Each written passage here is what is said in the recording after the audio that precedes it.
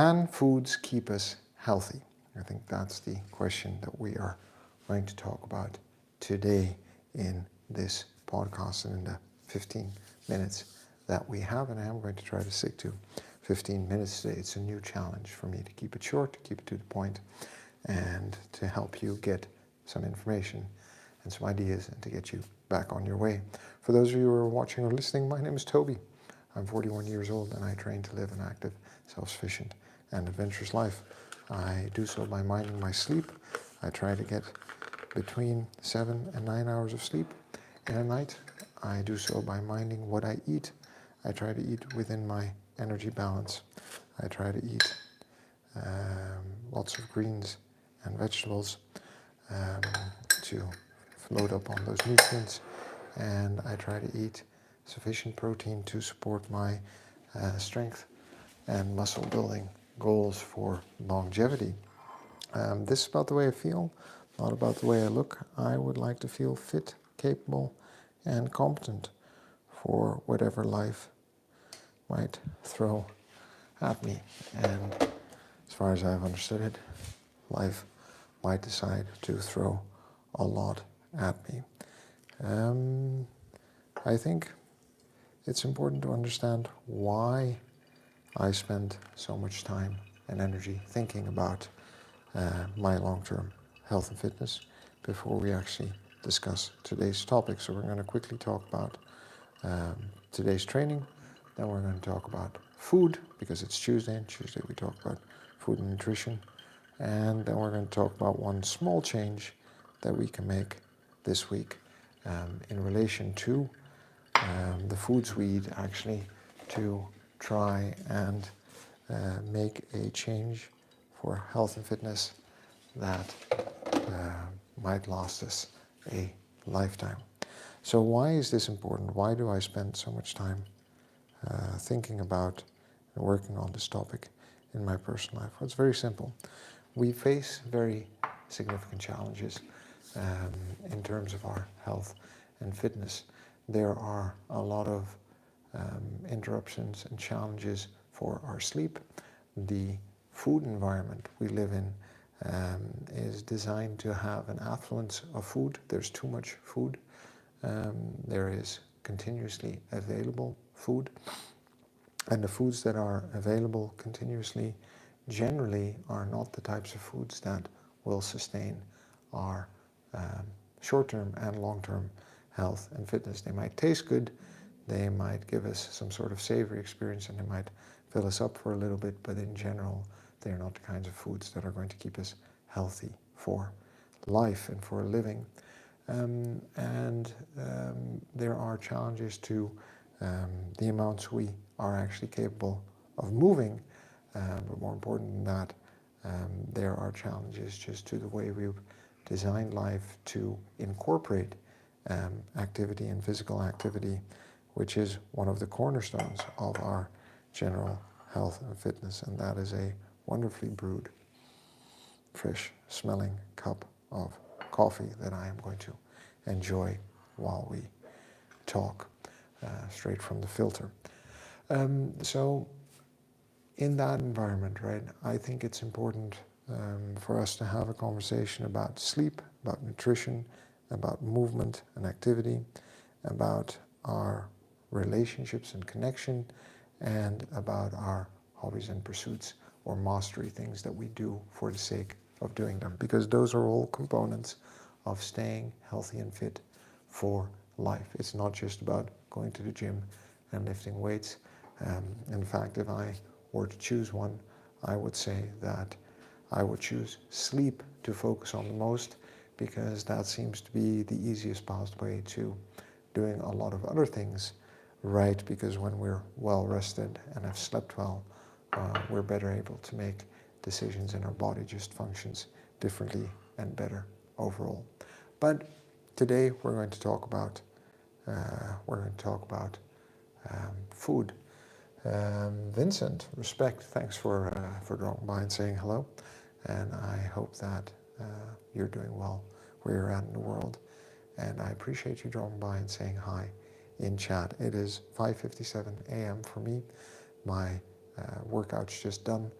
or at least the first part of it. I'm recording this right now, and then I'm going to move on. I still have a run ahead of me this morning.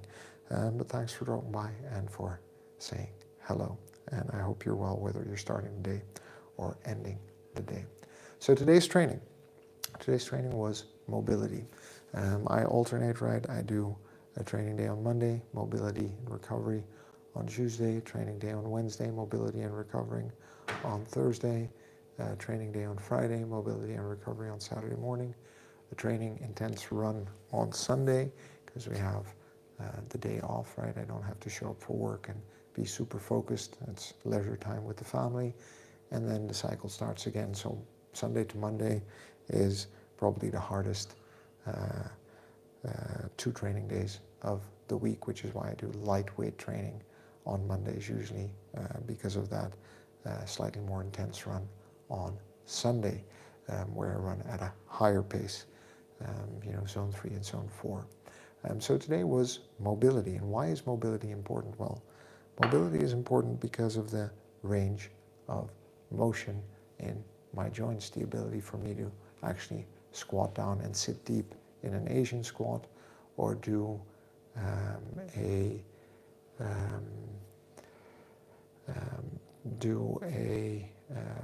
what's it called? I forget the name.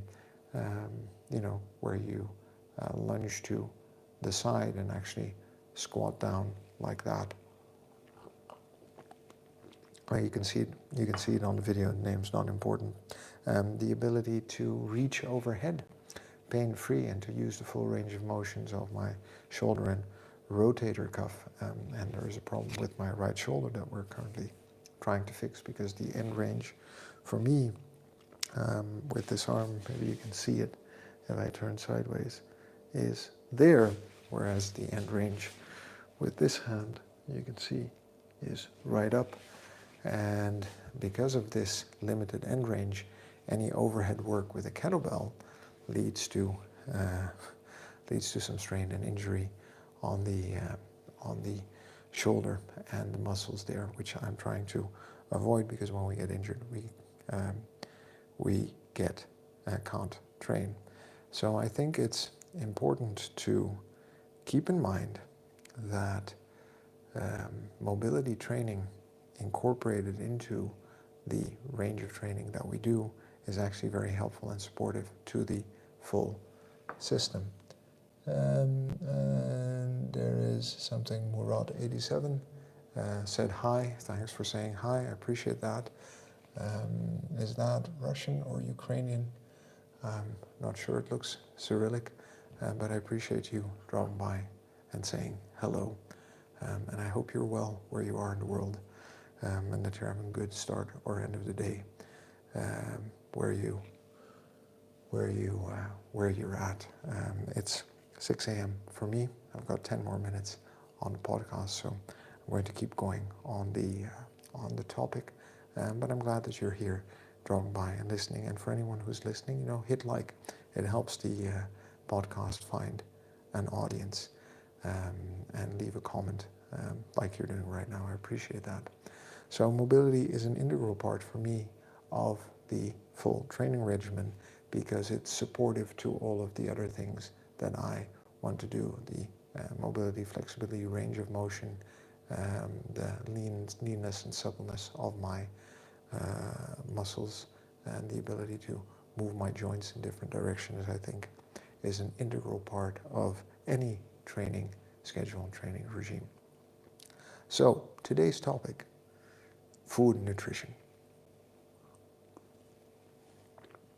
Everyone has opinions about this, because everyone eats, and everyone thinks that what they're eating is good and healthy, and it's kept them alive so far, and they seem to be doing well. And why would they have to listen to anyone else about it? Or when they fall into extremes, they fall into different food tribes, and all of the food tribes propagate that their way of eating, their way of living is the best way. And they're all right in their own in their own way. Because if you found something that you enjoy, if you found something that works for you, then you are probably going to believe that that is the optimal way for everyone to be eating. But it always comes back to a couple of principles, right? Health and fitness is incredibly personal, meaning that what works for one doesn't necessarily work for another. So anecdotes are very dangerous because we're not the same. And the other end of that is the general guidelines, right? What works for the average doesn't necessarily work for you, because health and fitness is incredibly personal, but it can, both can inform decisions and understandings of the effects of food on health and fitness. So if the guidelines tell us that we need to eat more greens and vegetables and stay away from certain types of foods because they will affect our health adversely over time, there's probably some truth to that for a large number of people, because that is what these large population studies may have showed. If someone tells us that a specific diet has worked well for them, whether that's carnivore or vegan or Paleolithic or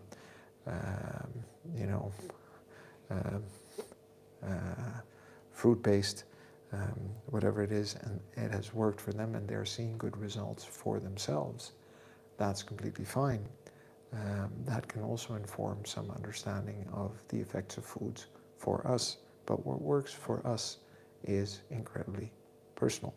So we need to figure out what works for us. And I think it's helpful to think of food and nutrition as a skill. Food is a skill. There's a skill of understanding what works for us. There's a skill of planning out the meals and the groceries. There's the skill of preparing the foods, and there's the skill of sticking to more or less the meal plan that works, that keeps us within our health and fitness goals. And for me, those health and fitness goals are to maintain a steady weight. So I would not want to fluctuate in terms of weight. I don't want it to go up. I don't want it to go down too far.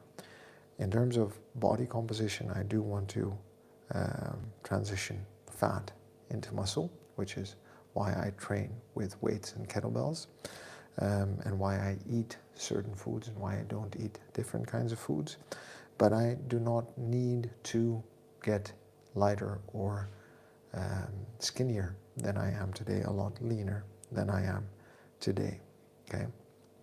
So that informs certain food choices for me. And it's important to then look at, okay, how do I know what I need to eat to maintain that goal, to stay at that weight, to get sufficient nutrients in to support a relatively intense training schedule, right? Every day, 30 minutes first thing in the morning, plus a relatively active life. I'm probably active about 2 hours over the course of the day. That includes walking stairs, taking walks around, lifting, carrying things around, doing some exercise, snacks and breaks throughout the day. There are different foods that I need to eat to make sure that I have the energy to perform throughout the day, okay? Sticking to that meal plan, how do I do that? How do I eat predominantly the foods that are going to support my health and fitness goal, but also leave space for cakes and some junk food and some ultra-processed foods. I am a sucker for Oreos. I can't eat milk because I'm lactose intolerant, so those are one of the few snacks that I can eat and be sure that I am not going to feel terrible afterwards because they don't contain any traces of any kind of milk, right? So things like that. How does that fit into the diet? And how lenient am I with myself in terms of what I keep in the house and what I have to go out to buy. And with these kinds of foods, right, I found that if I don't keep it in the house, I don't eat it. But if I have to go buy it, that's usually a big enough barrier for me. So on the way home, I pass by a convenient supermarket. We're going to talk about the food environment very briefly in a moment. And I could just hop in and buy a sleeve of Oreos and probably be finished or halfway finished by the time I get home. But the barrier to have to go in to buy it rather than just walking by means that 29 days out of the month I will likely walk by and skip. Okay, so designing the food environment in my favor, putting up little barriers between me and the foods that I can eat and I should eat once in a while, but that shouldn't be a part of my everyday regular diet, helps manage that. Vincent, half-price cake with bread and candy with fruit. Well, there you go. And I do think that once in a while we should be able to have cake and we should be able to have candy, but in the everyday flow of breakfast, lunch, dinner, and a snack, I feel that we don't need to have those things every day. But that's my take on it and my experience, and I think it's great that you've been able to, how should I put it, make those changes and stick with those changes, because that's what's going to keep us healthy and fit for a lifetime. So we talked about the skill of food. Let's talk about the food environment we live in, because the food environment we live in is very challenging. And it's very challenging for a couple of reasons. There's an abundance of food. Right? There's food available everywhere we go. Right? Like I said, on the way between the train station and here, I think I passed by 7 places that I could possibly buy food, all right, in the span of a 5-minute walk. The foods that are available are not always the foods that are going to be supportive of our long-term and short-term health and fitness. These are not the foods that are going to keep us lean. That's not the foods that are going to give us the right kind of energy. These are not the foods that are going to create the nutrient profile that supports muscle building, development, recovery, and provides energy for intense physical or mental activity.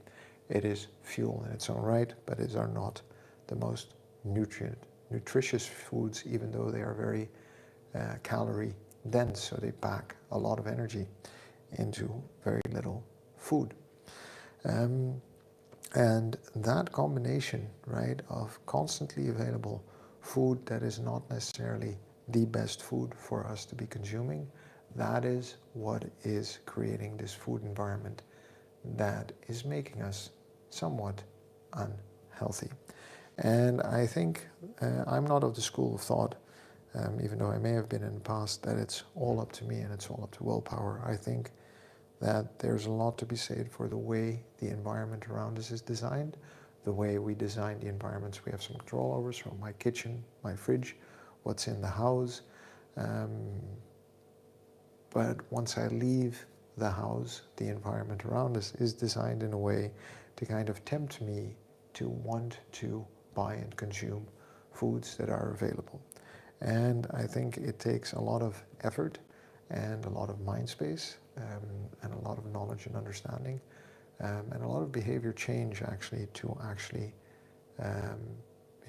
stand on the principles of what I understand to be healthy and nutritious food, food that is good for me in the short term and long term for my health, fitness and longevity goals, and to then stick to that. So just be aware of that food environment that you are partaking in, both at home and once you leave the front door. Whether you're on your commute, start counting. Just start counting the places between your front door and your place of employment or where you go to study. How many different places there are where you can buy food. And then as a fun exercise, if you really want to go deep on that one, then look at the offering of food and try to gauge the percentage of that are fruits and vegetables, fresh produce, that are freshly baked sourdough bread with basically the three ingredients, flour, salt, water, and a bit of sourdough, versus processed breads with a lot of additives. And try to gauge, on top of that, how many calories you might be able to consume with one portion of food that you can purchase from from any of these places that you pass by. Simply by doing that exercise, you might start to notice that there's a lot of temptation in the food environment.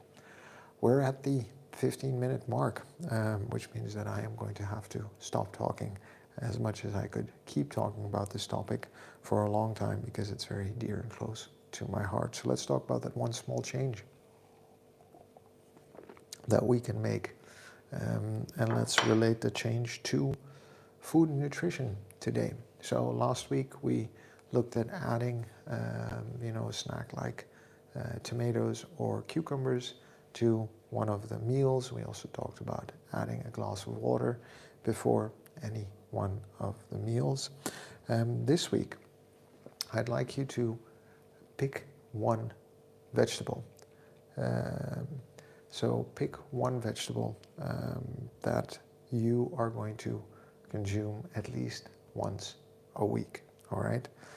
So that could be broccoli, that could be cauliflower, that could be an aubergine, that could be a courgette, but we're going to look at one that we find moderately tolerable. It could be an avocado, maybe more fruit than vegetable, but tomato technically is a fruit, I think.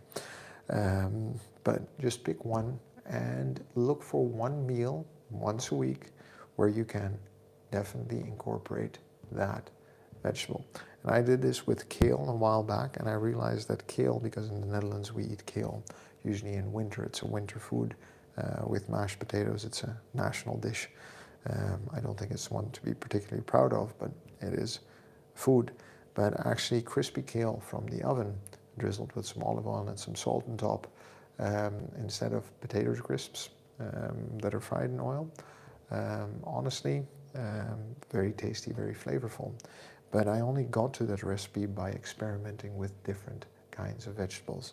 The same with broccoli, right? Steamed broccoli, fried broccoli, broccoli from the oven. There are different ways to actually sauteed broccoli. There are different ways to prepare broccoli, and there are actually a lot of different types of broccoli. But you only discover that when you actually start to incorporate the food into your diet. So pick one, doesn't matter which vegetable, and pick a meal and try to incorporate it into the meal nicely and in sufficient quantity, right? So for that meal, between 150 to 200 grams of vegetable, and not just that one, but make that one a good chunk of it and see what happens this week. Let's see, Vincent Morad, Geese88, hey, thanks for dropping by here as well. I'm actually just wrapping up. I'm on my way out the front door. Thanks for dropping by, all three. And I appreciate you geese dropping by, both for the workout and for the podcast stream right here. Remember, this is about the way I feel, not about the way I look. I would like to feel fit, capable, and competent for life. And that means that I want to stay fit and healthy and capable for whatever life has to offer or is going to throw at me. I do that by minding my sleep, minding what I eat, staying active, connecting with people I love and care about, and trying to master certain things for the sake of mastering them, to develop skills and focus.